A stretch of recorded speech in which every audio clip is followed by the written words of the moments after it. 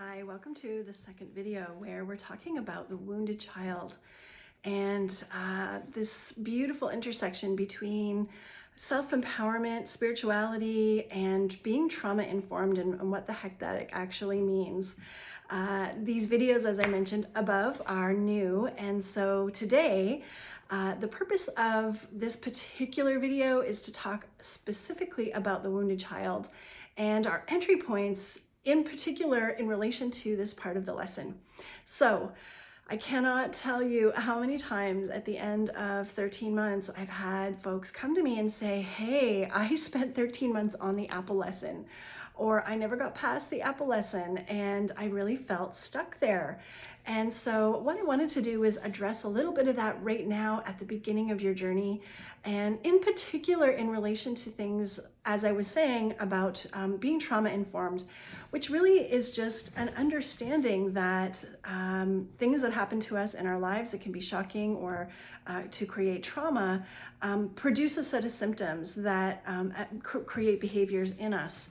And recognizing those is a really wonderful, empowering thing to do. But also, if we're not gentle on ourselves and if there's not a held container, it can oftentimes be really discombobulating, and in some cases it can be more harmful than it is helpful. And this is what I want to talk about today, as some of you can drop into the lessons depending on where you're at in your spiritual journeys.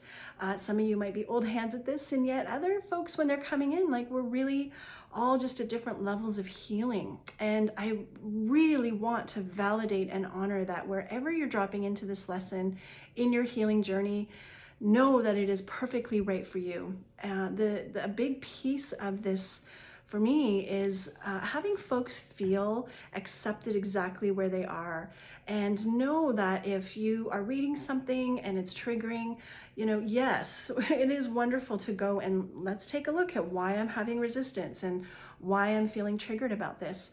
And at the same time, what I don't want to do is buy or have any of my teachings fall into the trap of that new age thinking that says if somehow you don't look at your deep shadows, or you're not doing these things, then somehow you're avoiding or bypassing. So the difference between spiritual bypass, which is actually really helpful to understand, spiritual bypassing being the use of spiritual terms and concepts to avoid looking at our shadows. And of course, the most prevalent one that happens nowadays is the whole love and light. Can't we all just love one another and let's just go to the light? Completely overlooking and bypassing a whole group of people's voices and experiences and the reality of what it is to actually do deep healing. So I won't do that. You won't find me doing that here. In fact, the purpose of this particular video is to give each and every one of you deep permission and just to validate that if you are reading something in a lesson and something is bubbling up within you, and you'll know, and it's that intuitive place that we're trying to work with here through the journey form and with the lessons. So here's the caveat. If you are intuitively feeling, ooh, yeah, there's something that needs my attention, something is asking for me to look at it, and it feels really right, you'll just know, and you'll devour the lesson and you'll go there. However, if whatever's bubbling up feels terrifying in your body, if your heart's pounding, if you're having anxious feelings, there's a very large amount of there's a large amount of symptoms that are valid, and the range of normal is really big. So I don't want to specifically name things and have any of you feel like, well, she didn't name them, so I don't fit into that category. Just know that if your body is giving you a somatic signal in any way, from an upset stomach to a heart pounding or any kind of emotion that's feeling unsafe for you, you have deep permission to trust yourself in this and to step away from this particular aspect of the lesson. Because pushing yourself is only going to cause trauma and harm. When I say trauma, I just mean it's yet another person who's unvalidated the fact that maybe you're not ready for a specific area of healing, and I really don't want to be that person. So if you're feeling like, yep, I know intuitively that I know I need to work on this, or there's something that's come up, you might take a few notes, just write them down, and then allow yourself to move into the next lesson, or maybe to go back and do some of the stuff earlier on. You know, as I've mentioned before, this isn't the type of school where you have to hand in homework to me. You don't have to prove that, you know, you've done journaling or any of this. This is all for you to drop into. Regardless of how much experience we have, we can drop in and go deeper and deeper and deeper. We truly are humans with many different layers. And so sometimes the first layer is just simply going, oh yeah, yep, there's something here. And that's enough. And that's success. That is success. Just know that you cannot fail at trusting your intuition on this. So if this exercise about flipping the narrative and working with the wounded child feels really wonderful to you, go for it. Go in, get deep with it, and do whatever feels right for you. If you feel like it's bringing something up, or maybe you've felt okay, but then you kind of got a little bit into it and it started to get more and more intense, I can't recommend enough, if you're resourced and able to, you know, find someone to hold space for you, a therapist. I love trauma-informed therapists. They're the best because they really understand about not pushing anyone who's really dealt with trauma too much, and they're really informed on how to work with people in a very somatic way. So if you are feeling like you would like to go in to therapy and do something and do some deeper exploration with someone, trauma-informed therapists are really wonderful. And if you can find someone trauma-informed and somatic, even the better. Not everyone is a resource though, and I really also want to acknowledge that. We come from a large range of socioeconomic places, and so if you aren't necessarily in a place right now, particularly since right now, as I'm making this video, we are in 2020 and COVID has really changed a lot of our socioeconomic places, or what our lives were like before.